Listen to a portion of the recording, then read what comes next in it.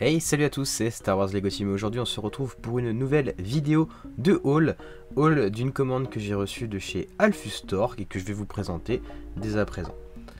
Alors, pour commencer, j'ai pris pas mal de pièces, en tout j'ai pris pour 56 €. On commence avec des rune bricks, donc tout ça c'est en gris clair, donc il y a des rune bricks comme ceci modifiés, que j'aime bien, ça va me permettre de faire des détails, ça ressemble un peu à des dômes de droïdes, et également des rune bricks avec des stries sur le côté, donc ça c'est vraiment cool aussi pour faire du détail.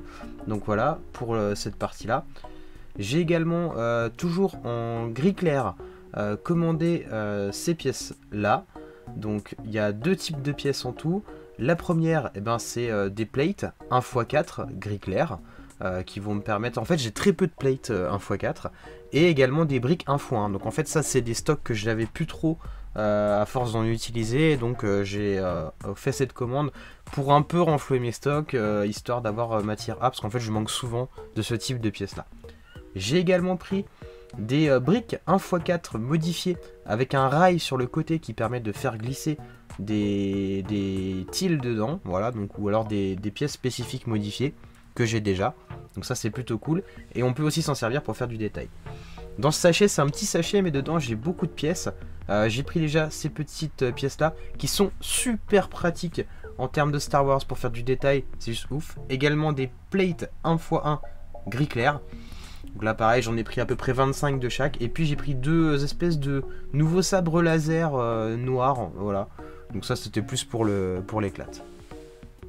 J'ai pris également ces petites plates modifiées 1x4 en Dark Tan. Voilà, donc j'ai pris aussi pas mal de Dark Tan, vous allez le voir. Donc ça c'est plutôt cool pour faire aussi des éléments de détail. Ça permet de donner un aspect tenon sans avoir trop de tenon apparent, donc c'est plutôt sympa. J'ai pris également cette petite pièce là qui est super cool, que j'aime aussi beaucoup, je trouve, pour du Star Wars, c'est vraiment une bonne pièce, donc en Dark Tan également.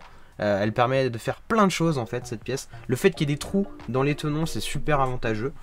J'ai pris également, toujours en Dark Tan, cette petite plate 1x2 modifiée, notamment là c'est le fameux rail qu'on pouvait mettre tout à l'heure dans la brique modifiée que je vous parlais en gris clair. Donc ça peut être vachement utile aussi, et ça permet aussi de faire des détails en surface, donc c'est super cool.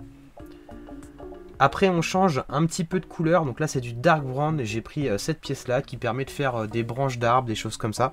Donc ça va être plutôt cool, et j'avais pas cette pièce, donc pour le coup c'est vraiment une nouvelle pièce. Les autres je les avais déjà mais en très faible quantité, là pour le coup c'est vraiment une toute nouvelle pièce. Toujours, tant qu'on est dans les nouvelles pièces, j'ai pris cette pièce là, donc là c'est une round teal.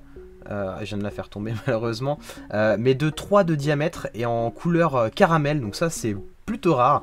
Ça vient, donc les pièces là elles viennent pour la plupart du Blacksmith, le dernier set de Lego. J'ai pris également cette petite brique, alors j'en ai pris 5 en tout, qui fait de la lumière, donc ça j'en avais pas, des briques qui faisaient de la lumière, ça peut être sympa. Je trouve que le mécanisme se cale plutôt bien, en fait ça prend juste la place de la brique, c'est auto-alimenté, donc ça peut être bien pour des solutions un peu compliquées.